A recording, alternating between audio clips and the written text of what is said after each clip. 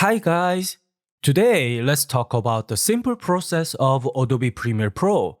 In reality, the process is a bit more complex. But today, we will explain the process of creating a basic video, exporting it, and upload it to YouTube. There are a total of 8 steps. Let's look at each one.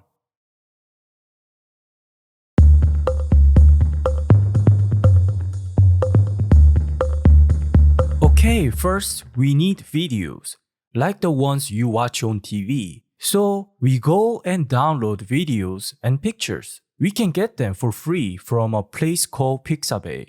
I personally use Motion Array and Artlist, which are paid websites, and I think Evanto Elements is cool too. But the main thing is, we just need to get our videos and pictures to start.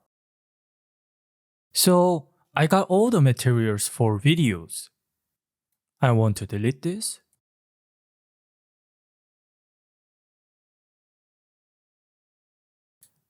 This one is an Illustrator file, so I might have to revise a bit. This is an icon. A PNG image file has a transparency background. I'm not gonna use all of them. Maybe just this one and that one. It depends. So now this is my footage. So if I divide it, so this is for my movie, the video, and this is for my music and sound effect, and here is a picture. So what you want to do, you create a folder, and let's just say footage, and put them in here. So organize them, simple. So create the music and SFX, put here and here. And lastly, we create a folder for pictures. And just like that. So now it's all ready. Okay, so this part is ready.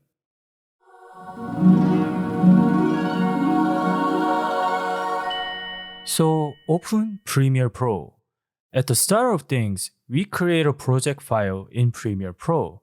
This special file holds everything for our project, like pictures and videos. And we have to create new project right here.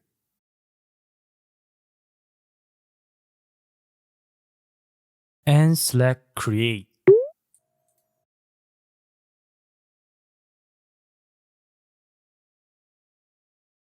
And that's how you create project.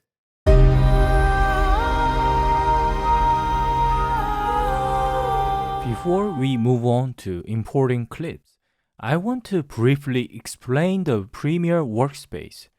When you open your project, you will see 5 panels. Project panel, source monitor, timeline or sequence, program monitor, and essential graphic panel. Honestly, I didn't know these names before teaching Premiere Pro, so don't worry about memorizing them. It's good to know. Let's look at this one. This is the project panel where we can bring our materials. We can also organize clips, sequence, and graphics into bins. Bins are basically like folders. So I have this one right here.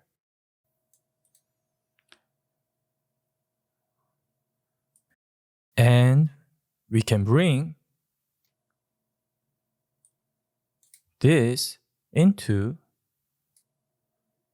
drag and drop.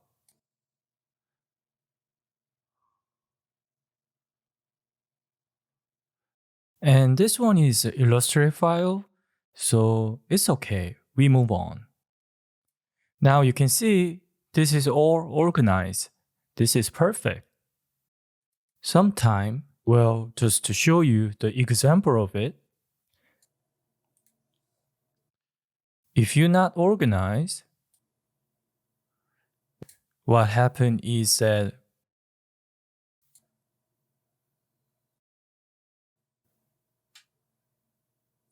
okay, so we'll see sometime people doesn't organize this, so they just bring it here. For example,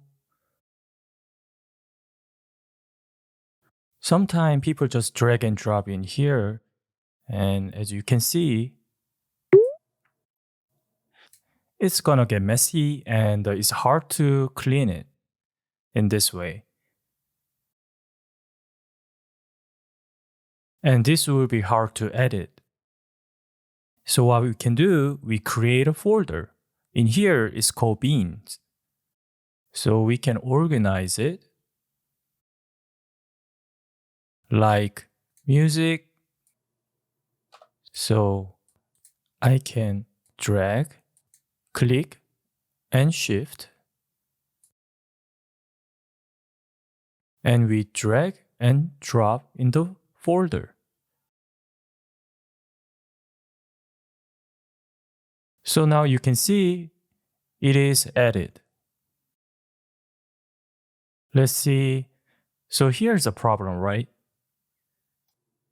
And I think this way is way more difficult to organize. Footage.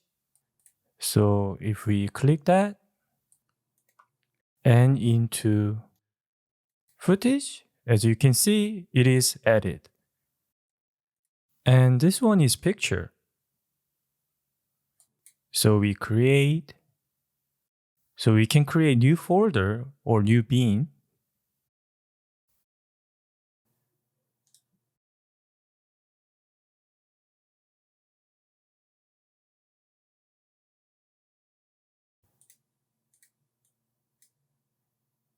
And as you can see, this is a one way to do it.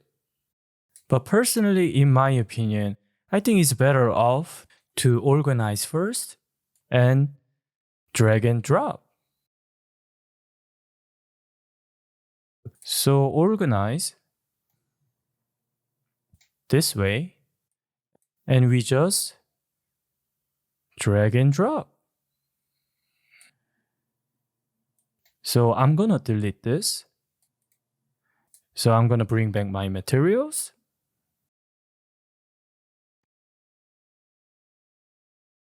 So we bring this and drop.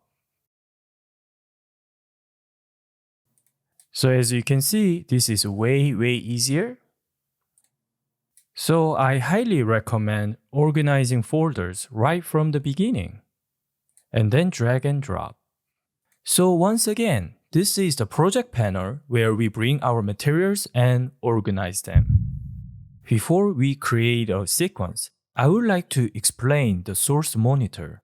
Look at the source monitor on the left. It helps you see and choose part of the clips from your original videos. If you want to see a clip, just double-click its icon in the project panel, or you can drag it into the source monitor. As you can see, this is where we see it. And if we double-click this, we can see the footage. And we can also check the music here. This is a waveform, but if we play it,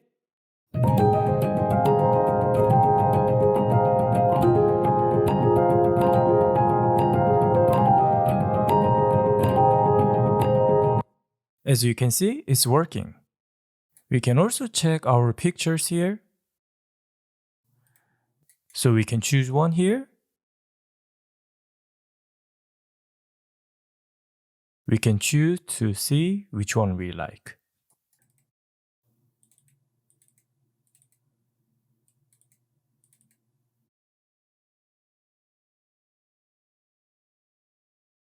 If you don't need it, you can delete this. We can definitely delete this. We can customize it here. It doesn't affect the original file. So the great thing about this is that if we bring in Project Panel here, it doesn't affect the original materials in the folder. So that's the great thing about it. So let me delete these two. I don't need it. So I just need this picture. And maybe I'm not going to use all, but I'm just going to keep it for now. So the source monitor is a helpful tool for picking the best part of your videos. The frame rate needs to match each piece of footage. As you can see, all of them are not the same. The original footage frame rate is 25 fps. It's always a great idea to match the entire source with a uniform fps. So I will modify all the footage to make it 30 fps. Remember that videos are like pictures that move. We need to make sure all the pictures move at the same speed. The original picture moved 25 times in a second, but we want them to move 30 times instead. So we will change them a bit. Sometimes you might not notice the change, but since we are changing the FPS, some footage might become slower or faster. So in here, I'm gonna just do click and shift and click the last one. And I'm gonna go here to modify and press this interpret footage. If you click that, then you can choose frame rate here. And I want to make everything same. So I want to have 30 fps.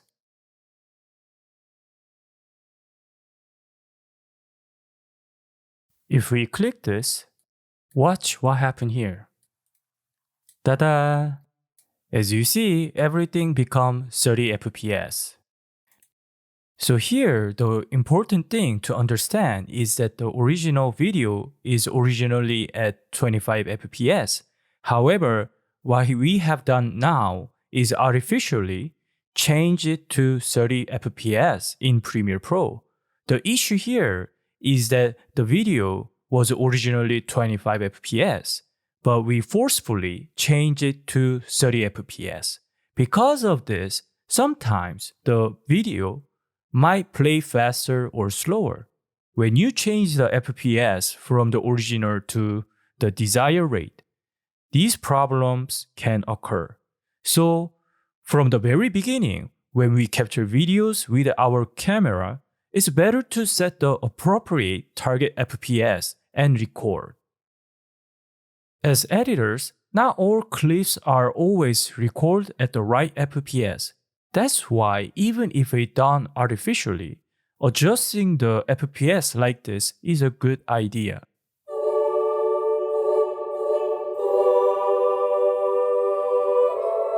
Now we move on to create a sequence. By the way, this one is called Timeline Panel. And this one is called Program Monitor. So we're gonna create a sequence. Let's create a sequence file first. Just in case, we create that. So here, click on New Item and then choose Sequence. I already made my own preset. And this is the one that you want to go into. Now I click the Custom. So make sure that this part is Custom. And the time base we want to have is 30 frames per second. Because our footage is 30 frames per second. And make sure the frame size is suitable for YouTube. And I know this can be really confusing, but we're gonna go over all of this in the future. But usually the default setting is really great. So it's okay for now. And I use MacBook, so QuickTime will do the trick. And as for the codec, we will talk about this later in the future. I am double checking this setting. I think it looks great. If you like this setting, we can save it as a preset. That way, we won't have to do this again. If you click this, you can save it. Let's just say YouTube Premiere Pro 101.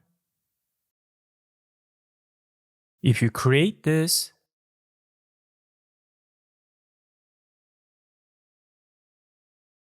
and now you have it. So every time you need to create a sequence, all you have to do is click and OK. So click this and sequence is created.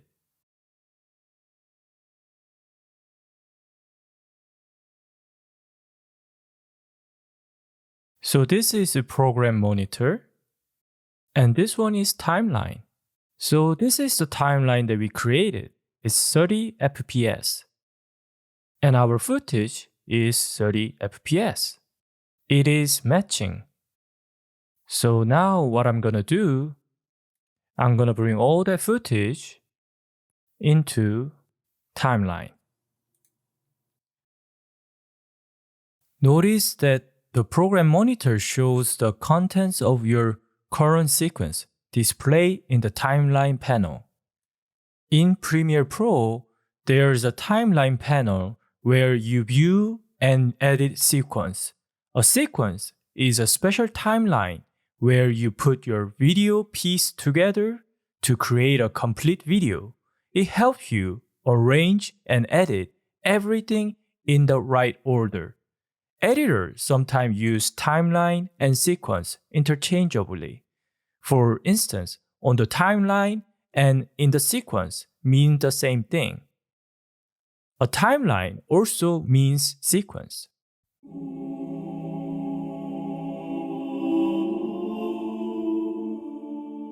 This is where we start editing. Most of our lessons are focused on this part. Here, we will learn everything from simple to intricate details.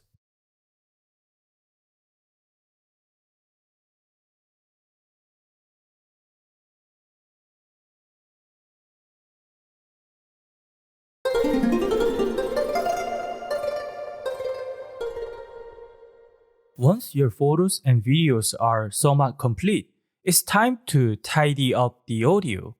This step involves matching music and pictures while adjusting the volume for YouTube suitability. Video editing and audio adjustment go back and forth. People often mistakenly believe that everything should be complete in a single go. For more sophisticated videos, content is created by alternating between the audio, video steps.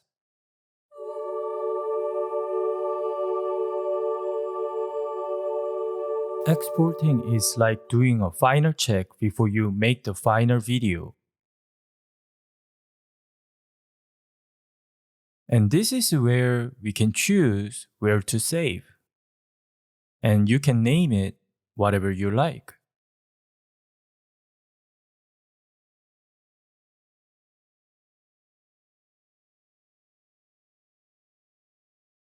And make sure to click this one as well. This is gonna be your final product, so this is really important.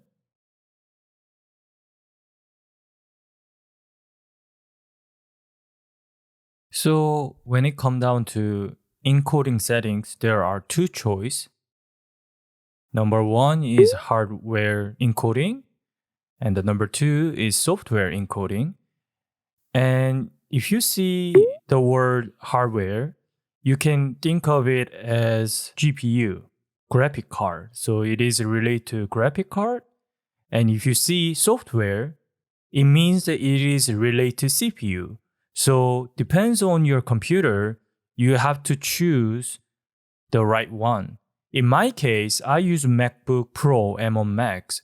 So, as you know, MacBook is a little bit complicated, but MacBook doesn't really base on GPU. So it is right to choose software encoding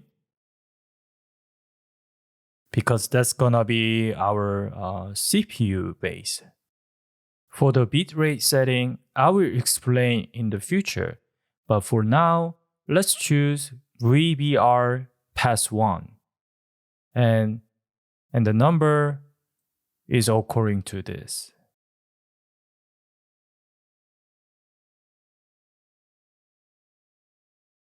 Okay, so everything looks so good, but make sure you choose entire source. Okay, export.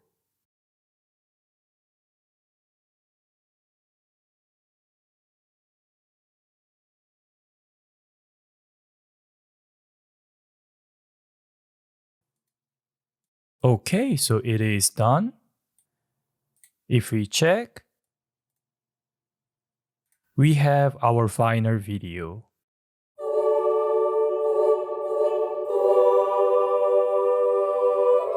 Finally, we upload the video. Not many people explain this part well, but I found it the trickiest while being active on YouTube. After upload a video, you need to check the Step for Nerd settings to see if the volume is suitable. Usually the best range is -2 dB to +2 dB. And there's one thing you should know. If your video sound is too loud on YouTube, YouTube adjusts it on their website. That's why we need to check the nerd section. In the case of +decibel, it usually trims the sounds automatically because it's too loud. The problem is with the -decibel range. If the -decibel value is too big, the sound's volume is too small to listen to. We'll talk more about this in future videos. Now, let's take a look at the final result.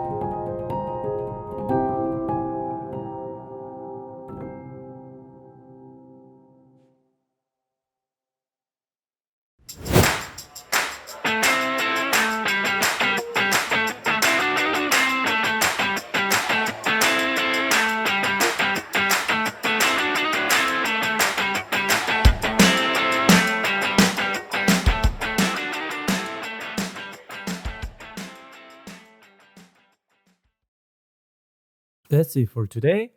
It's a long video, but I appreciate your patience. Thank you for watching.